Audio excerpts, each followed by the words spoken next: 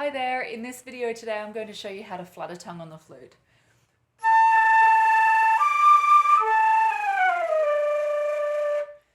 It's easier than you think once you get used to doing one of the two underlying mechanisms in your mouth that cause or produce flutter tonguing. So my name is Jane, I'm a flute teacher in Sydney in Australia. I love teaching people the tiny little techniques that get them faster progress on the flute. That's by learning proper flute technique. So the proper flute technique today is a bit of a weird one called flutter tonguing. If by the end of this video you find that you still can't get a clear sound when you're flutter tonguing, I'll teach you about how to quickly improve your tone, how to instantly improve your tone. So hang around to the end of the video for this. So back to flutter tonguing. There's two ways, two mechanisms in your throat and your mouth that produce flutter tonguing. The first one is the one that I do and I find the easiest, and it is rolling your R's like this. Now, I distinctly remember being about 12, sitting in the back seat of the car, and having someone teach me how to do this. This is not a natural skill. What I mean is you can learn to do it. I used to think, I'd heard that rolling your tongue was genetic, but it's not this. Rolling your tongue that's genetic is this. That's genetic.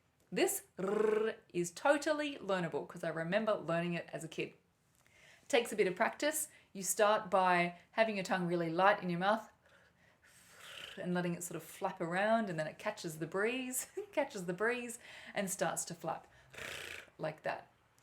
When you flutter tongue on your flute using this technique, which is technically in a linguistics and a phonetic sense is called an alveolar trill, when you use this technique, you don't use your vocal cords. So you'll be going and not rrr. So you're just blowing air. So once you can do that, the next step is to put it onto your flute.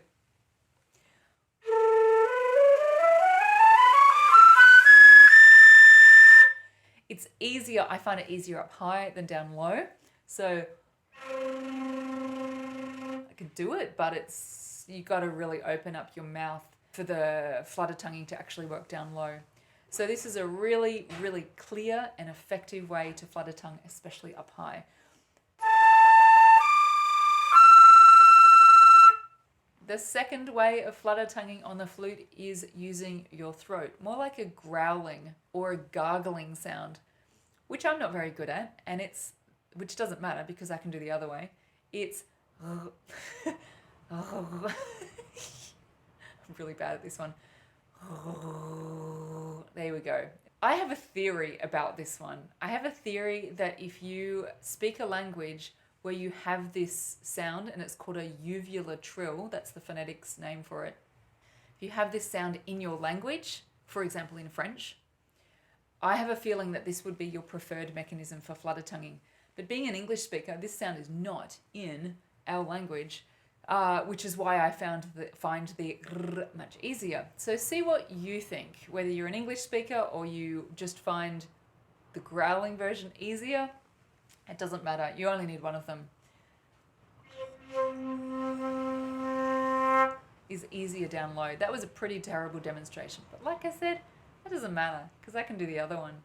So choose whichever one you prefer and run with it. You'll need to practice it without the flute for a little bit of time to get used to it if you can't already or that one.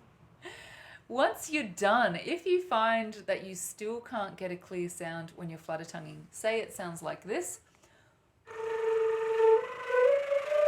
So you've got the mechanism going, but you can't get a clear sound with it. Come and do a free mini course, www.flute.school/free, and I'll teach you how to instantly improve your sound on the flute, and that will help your flutter tonguing dramatically. Now, if you're wondering where flutter tonguing is used, it's used in jazz flute. Have you seen the Anchorman jazz flute scene? There's heaps of flutter tonguing in that. Have you heard of Jethro Tull? This is a rock band from way back in the 70s, I think. Jethro Tull, which is the band, the flute player Ian Anderson uses flutter tonguing all the time in his playing. And the other place that you will come across flutter tonguing is in contemporary classical music. There's an amazing example of this, a piece called The Great Train Race by Ian Clarke. Look it up, it's incredible.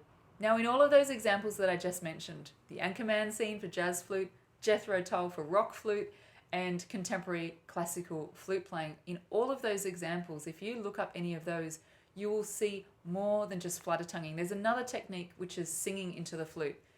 In the next video, next week, I'm going to show you how to sing into your flute as well. So that's it from me today. If you want to come and instantly improve your tone on the flute, join me at www.flute.school/free. I'll either see you there or see you next week, or both. Bye.